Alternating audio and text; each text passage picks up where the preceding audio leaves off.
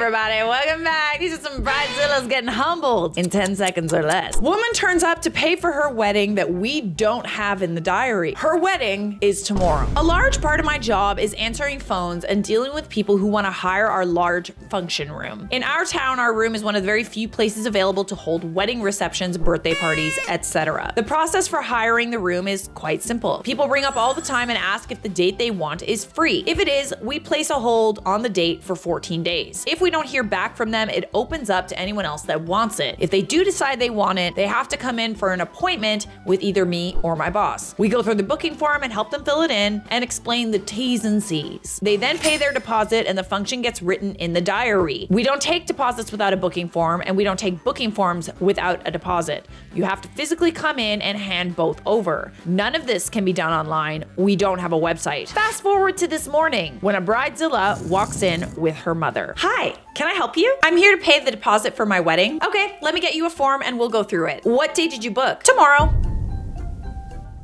Tomorrow isn't available. We already have a booking. You double booked? You're gonna have to cancel the other booking. We actually haven't double booked. If you haven't filled out a form or paid the deposit, you haven't booked the room. When did you ask about the date? Last July. I remember because we came in before we went to my birthday lunch. We only hold the date for 2 weeks. Someone would have told you that. Well, yeah, but it's a wedding. The same rules apply. If you don't fill in a form or pay the deposit, the date opens up to someone else. And unfortunately, someone else has booked the room. I did it all online. You did what online? Paid for the room? Then why are you here trying to pay for it now?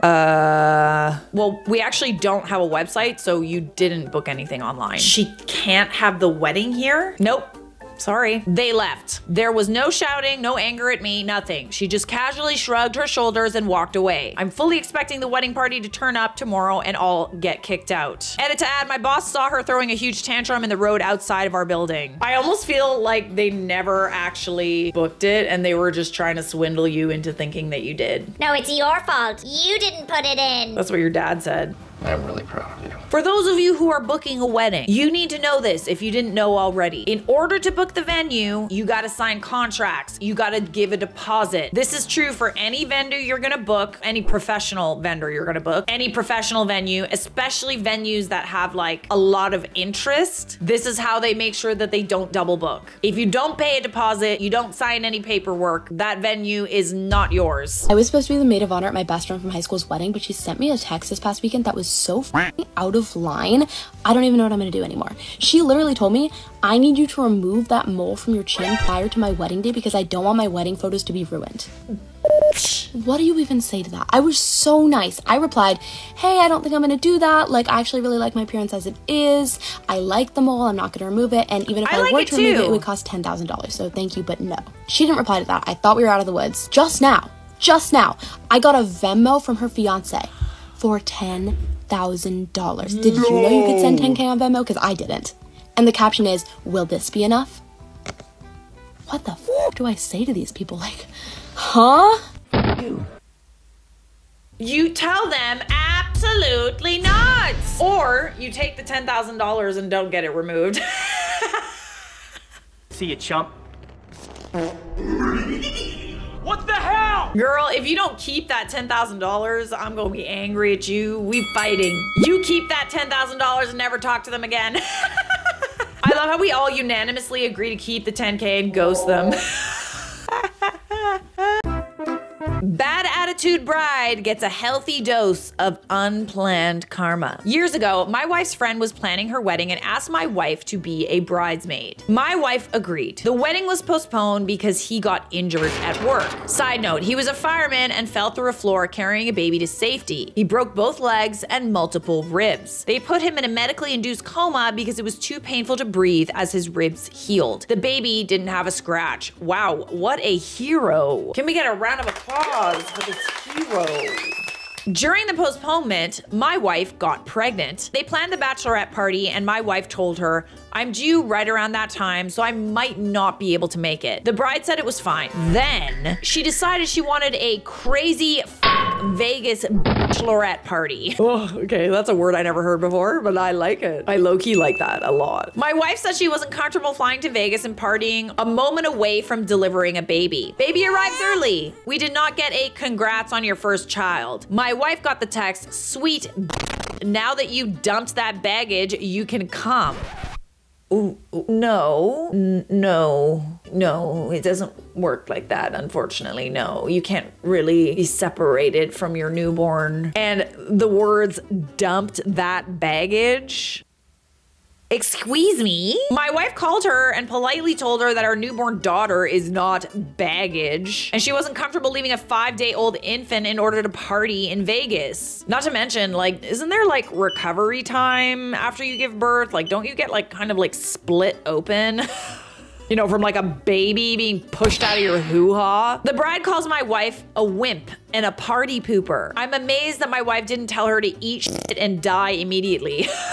The only appropriate response, honestly, eat shit and die. Later that night, she gets a text from the bride. I'm sorry, please come. Last minute ticket is only $630. Only? They were $120 a month and a half ago. We have a new baby. It's not about the ticket. It's about not leaving an infant. My wife again politely says she can't leave. Bride calls her a selfish B word and says, I knew you didn't care about me. Okay, no. And you're making it a little difficult for people to give a shit about you. Like, I'm not gonna lie. You kind of sound like you suck. Then it gets horrifyingly bad, then absolutely wonderful. Why do I think that there's some petty revenge coming? I can sense it. My petty meter is going off. My wife just ignores her. My wife then gets a text from the maid of honor, the bride's sister. Sister says something like, I know you can't make it, but there's no need to try and spoil her bachelorette party and make her feel bad. You didn't respond. It's not like you made her feel bad. She had no problem making you feel bad. My wife calls her up immediately and explains that the bride is being a bitch. My wife says that she simply wants to stay with her newborn, less than a week-old infant. The sister says that the bride has been taking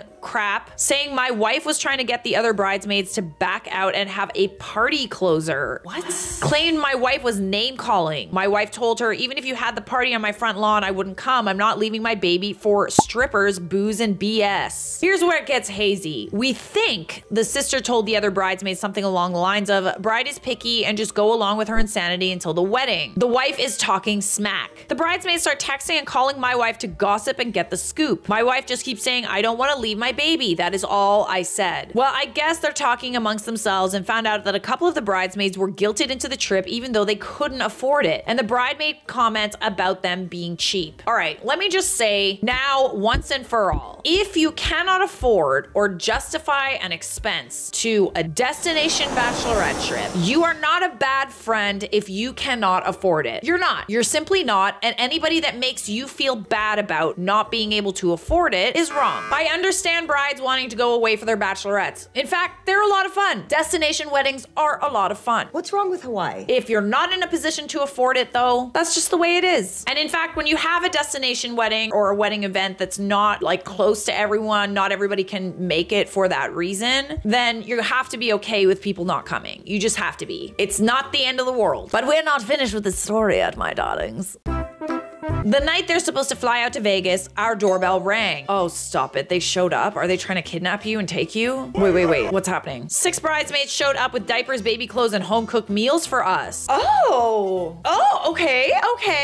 I like where this is going. We don't even know 2 of the bridesmaids. They ditched the bride because the bride talked crap about them too. Wow. So they showed up and helped you take care of your baby? Oh my goodness.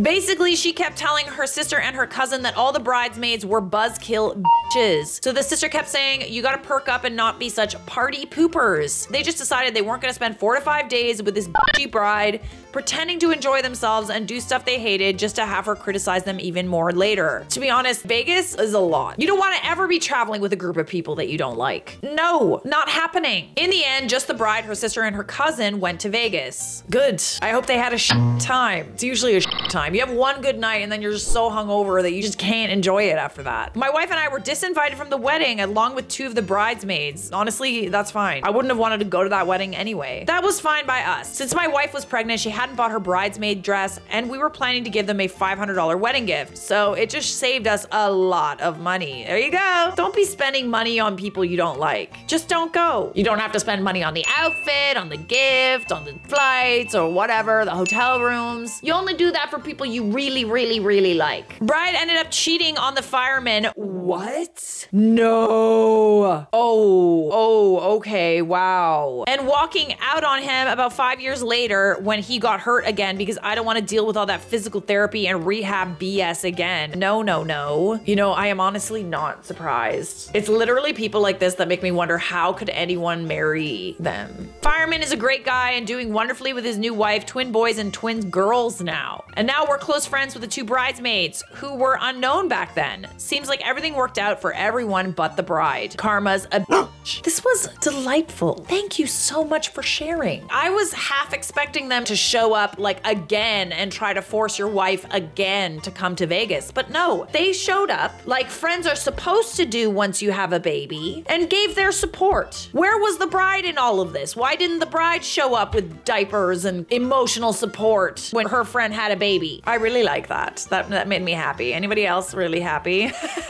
And now table number 19. The video you just saw took place at my wedding, and those were my friends. I was shocked by how they reacted when their table got called for our dinner service. Were they waiting a while? We had so much food throughout the day, so we don't know why they made such a crazy reaction and made such a big scene. Throughout the day, during our ceremony, we had on every seat water bottles. And then during our cocktail hour, we had so much food. We had pigs in a blanket, and then we had little biscuits, and then we had more pigs in a blanket. That's so much food to be going around. And then a short 5 hours after cocktail hour, we had our dinner service. That's not a lot of time between cocktail hour and dinner. So when they screamed like that and took a moment away from my special day, it really saddened my heart. And honestly, we're not friends anymore. So let this be a lesson to you all to not invite friends that you don't like to your wedding. Are you joking? This is a joke, right? Well, no one's laughing now. Am I understanding that correctly? Like, are you not the bride and just making fun of someone who was the bride? Because, like, that's funny. You're funny. Okay, yes, it is satire. Good. Got it, she's doing the humbling, yay. All right, so I'm gonna do some humbling now. You know, this is a thing at weddings. The cocktail hour happens, there's tiny little hors d'oeuvres if you happen to get one, and then you wait and you have to sit through so many fucking speeches. Good Lord, okay, word of advice. If you have a wedding, don't have 10,000 speeches, okay? I know we always want to give everybody a chance to speak, the people that are important. Nobody cares. 1 minute or less. Don't be going up there with like multiple pages. Just never ends. Ah, yes, this one time when we were infants. Nobody cares. Please, I just want a biscuit. Give me some bread, for Christ's sakes. Table 19 did what we were all thinking when we finally get the food at the wedding. And the worst part is wedding food is awful. So you're literally waiting because you're so hungry, and then what you eat is just awful, and then you just get shit-faced because you don't eat it all because it's awful. Safe to say, I now bring protein bars to every event that's like a sit-down event where I know I will not be eating for a while or eating well. Table 19 has got the right idea. This is completely real. It was the worst effing wedding I've ever been to, and this person is crazy. I'm not friends with them anymore. Another former friend of mine decided to make a video about my wedding. First, I just want to say, if you hated my wedding so much, why do you keep talking about it? I think you should stop. And then also, yeah, the hors d'oeuvres, some of them were cold. It's hard to feed a bunch of people with hors d'oeuvre trays. The hors d'oeuvres get cold, okay? And the second round, the pigs in a blanket didn't have hot dogs in it, okay? They were just blankets, but everyone loves the blanket part more than the hot dog part of the pig in a blanket. So I don't see what the big deal is. What is a big deal is that your dad said that he was going to give me a yacht, and then 2 days later decided to take it back, even though it was at my house. Yeah, I was going to take my honeymoon on that yacht, and now me and my husband don't know what we're doing for our honeymoon. It's the saddest thing I've ever heard. I'm sorry, is this satire or not? I don't know what's happening. What's happening? Is this a joke? Is this a joke and I'm just not getting the joke? You wouldn't get it. Oh my God, there's another one. Oh God, oh God. Wait. I thought this was a joke. I need to make another video because I've been getting a lot of hate from people who don't understand that this was the worst wedding I've ever been a part of. First of all, a lot of people are saying because I was gonna gift her a yacht that I'm rich. I'm not rich. My dad is rich, so I won't be rich until he dies and I inherit his money. Yeah, that's how it works. First of all. Second of all, people are saying, why am I complaining when it is a wedding that I didn't pay for?